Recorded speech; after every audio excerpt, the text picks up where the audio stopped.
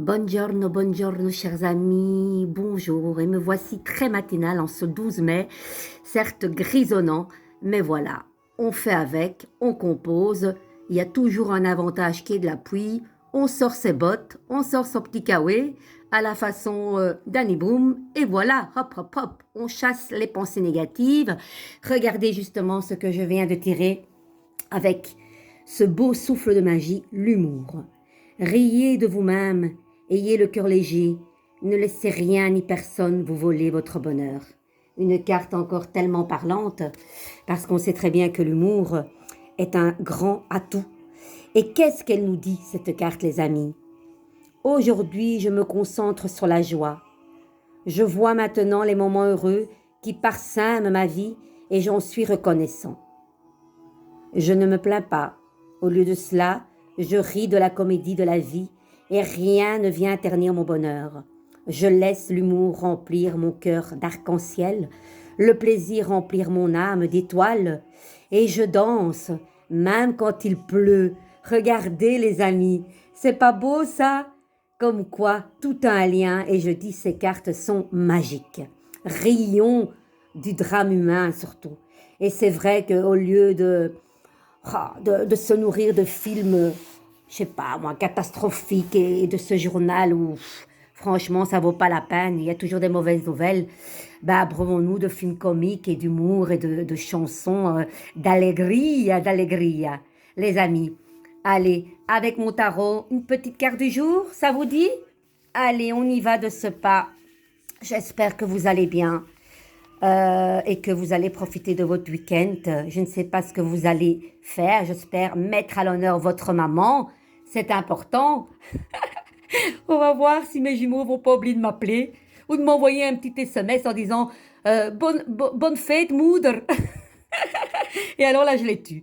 Bon, les amis, bah, l'ermite. Hein. L'ermite est tout le temps là. Cette lame numéro 9, cette ermite qui a ce diplôme au pied. Bon, maintenant, il n'y a pas de question. Mais si dans un tirage, quelqu'un vous demande « Est-ce que mon fils va avoir son diplôme ?» Ben oui, le livre est là. Le script, voilà, c'est important. L'ermite, c'est celui-là qui met en lumière ce que vous avez déjà. Et il n'y a pas mieux que vous qui sait ce qui est bon pour vous. Un ami peut vous conseiller, mais vous, votre boussole intérieure, sait où elle doit aller. L'âme sait où elle doit aller. Et cette ermite est une vieille âme qui met en lumière et qui trouve ce trésor caché. L'ermite, certes, ce n'est pas une carte de rapidité, les amis. C'est lent. Mais des fois, il faut passer par cette carte de stagnation, d'introspection intérieure, où on pense qu'on est très seul, mais finalement, on ne l'est pas. On ne l'est pas parce que, je dis toujours, le plus bel allié, c'est quand on est bien avec soi-même. Évidemment, faut pas rester trop longtemps dans sa grotte, hein. Mais bon, l'ermite à l'endroit, il vit bien.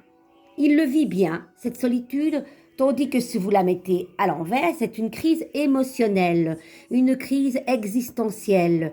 On n'arrive plus à s'éclairer de sa propre lumière. On n'y arrive plus. On marche à contre-courant. Et la crise, elle vient comment? Parce que votre moi d'avant n'est plus le moi de maintenant et vous ne fonctionnez plus pareil. Ça fait oh, je sais plus parler, c'est pas grave. Des interactions. Voilà. Donc, vous savez que moi, je procède avec les cartes à l'endroit, à l'envers et avec les regards. Que regarde ce bel ermite? On y va, les amis? Allez. Ben, le pendu à l'envers qui parle d'un état de dépression où on se dit, tiens, comment ça se fait que je suis dans cet état-là, les amis? Je pense que ça parle beaucoup à beaucoup de gens. Et qu'est-ce qu'il faut faire? Eh bien, ça rejoint cette carte de l'humour, les amis, où il faut dire oui aux choses, mettre de la joie dans notre vie, l'humour, la gaieté. La maison Dieu, c'est la fête au village, hein. C'est pas la foudre qui s'abat, non. Il y a les ailes ici qui viennent titailler ce chakra coronal et qui parlent de légèreté. Les personnages qui ont la tête à l'envers et qui ont l'impression qu'ils tombent ne sont pas malheureux, ils sont heureux. Donc, avoir l'humilité d'aller un petit peu voir au plus profond de soi. Et peut-être que cet état d'âme et de tristesse et de solitude vient peut-être de votre enfance, hein, même à l'état de votre conception, où il y a des nœuds à enlever.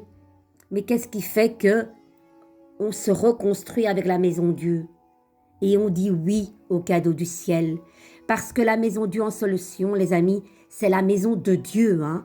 C'est les cadeaux du ciel. Voilà.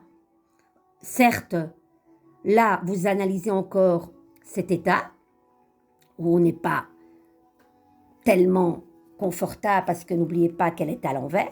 Mais après la maison Dieu en solution, puisqu'il y a toujours une solution, on remet cet état de mal-être à l'endroit. Et c'est de nouveau cette composition de l'ermite et du pendu, c'est une gestation, hein.